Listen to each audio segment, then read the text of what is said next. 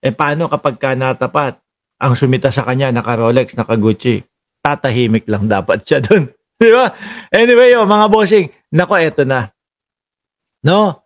Pumunta muna tayo kay actually, sige mamaya ituloy natin yung Guanzon, ha? Ituloy natin. Madami pa kasing Guanzon dito, eh, oh. Sila Robin Padilla, ipinagtatanggol si Rowena Guanzon. Ituloy natin doon sa Birahan PH. Ngayon, oh, mga kababayan. Oh, eto. Nasaan ba yun? Tsaka may pagbabanta na dito si Guanzon, no? Meron pa eh. Ang haba nung kay Guanzon, mga bossing. May pagbabanta pa dito. Tagal kong nanahimik sa inyo. Unti-unti kong huhubaraan yung mga pagkukunwari ninyo, mga impok. Ayan yung sinabi. Ituloy natin doon. Tsaka yung kay Robin, mga bossing. Ngayon, no, pumunta tayo, mga kababayan. Nako, eto na, kay Ronald Bato de la Rosa muna tayo. No? Si Harry Roque ho, mga bossing, si Harry Roque ay nag-post, mga kababayan, ng Senator Bato. Your warrant of arrest is out na daw, sabi ni Roque, mga bossing.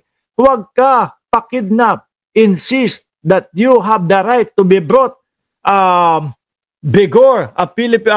brought before a Philippine court, no?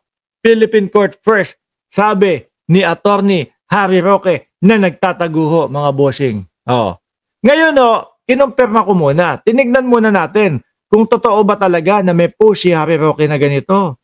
No, kasi kumakala to eh. Ayoko naman kayong mabigyan ng mga peking balita, mga bossing. Ngayon, hinanap ko at ibinalita na din pala, mga kababayan, nung mga news. Ibinalita na din pala nung mga news yung ipinost ni Harry Roque, which is, ayan po, News 5, Senator Bato, your warrant of arrest, no, is out. Huwag kang pakidnap. Yan na naman kayo. Tapos pag hiningi nyo na naman ang interim release o ipinakiusap nyo o nag-request na naman kayo ng interim release, pag hindi pinayagan, gagalit na naman kayo. Yan na naman, kidnap. Naknan tokwa. Warrant of arrest. Ayan mismong sabi na ni Roque. May warrant of arrest daw. May warrant of arrest. Warrant of arrest tapos kidnap. Saan ka nakakita nun? Saan ka nakakita nung kinikidnap na sandamakmak ang kapulisan John Capacete, salamat sa iyong 441 na like. Pang 441. Nasaan na kaya yung iba? No? Nasaan na yung iba? Bakit? Tingnan mo, ilan tayo? 1,534. Pero ang like lang daw is, ilan lang? Grabe, ang damot nyo sa like, ha? 440 lang? Ang dali-daling pindutin nung like button dyan. Kinakalimutan lang no iba. Balik tayo kay Bato.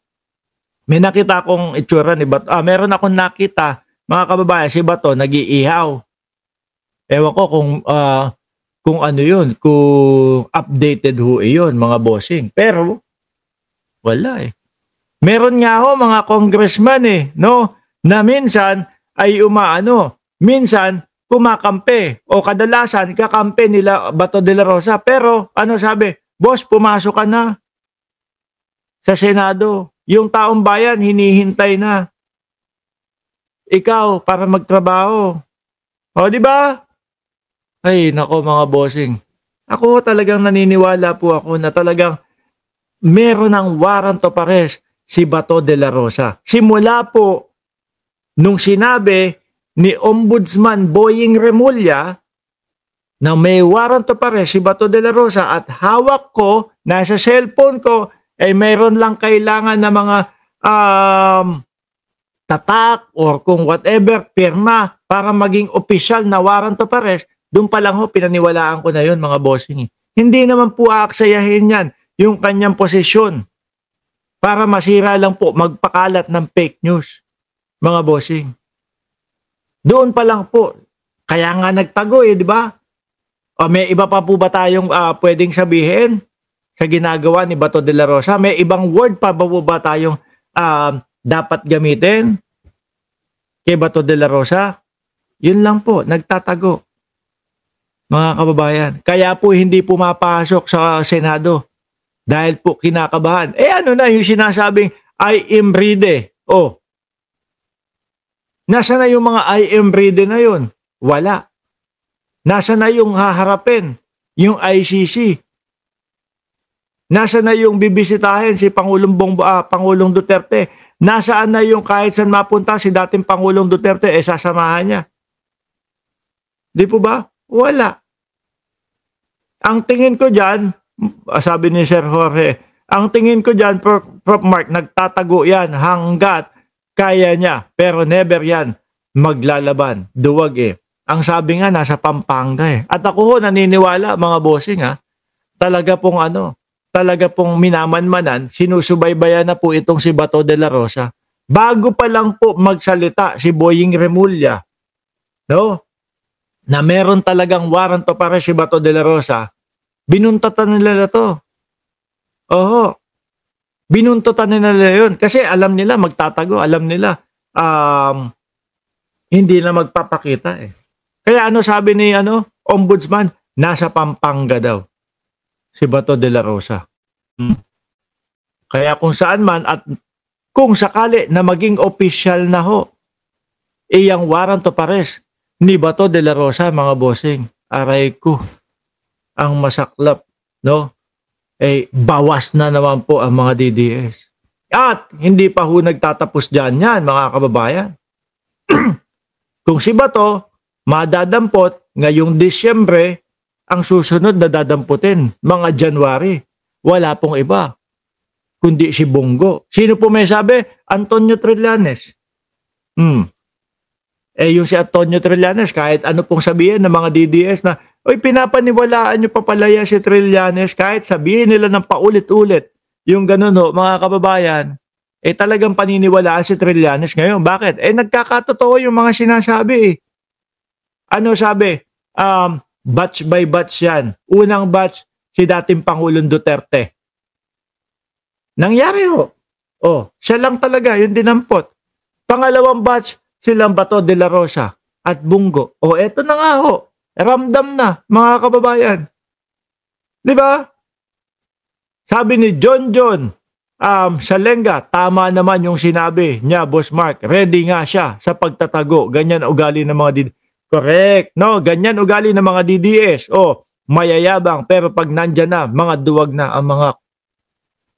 Hindi ako nagsasabi ng mga ganyang words, boss eh. Hindi ko nababasahin ha.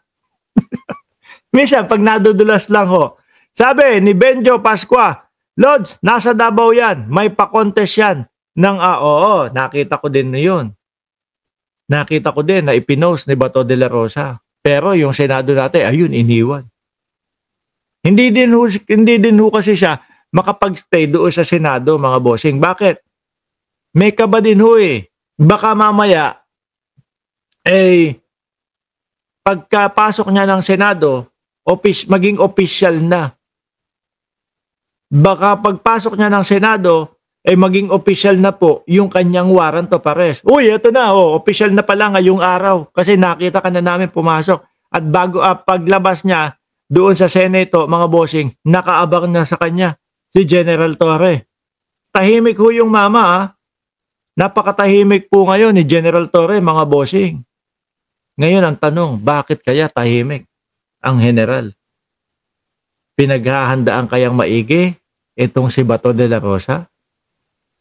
O pinopokus kaya talaga ang kanyang sarili sa pag-aresto kay Bato de la Rosa? Kasi kung mapapansin niyo po kapag tinatanong si General Torre, mga bossing, patungkol dito sa warrant of arrest ni Bato de la Rosa, nagbibigay pa nga ng opinion eh.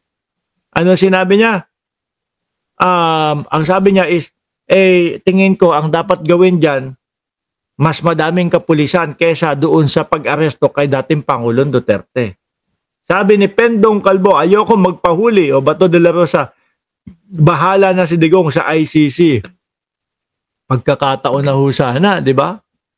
At ito, mga bossing, tingin ko yung kay Roque, dahil yan naman laging nasa ICC yan. Si Roque. So talagang meron na ho. Mga bossing. Talagang meron na po na kapag susunod ng mga araw, nakita na si Bato de la Rosa, ay yari na. Umpisa na po mag-iiyakan yung mga DDS.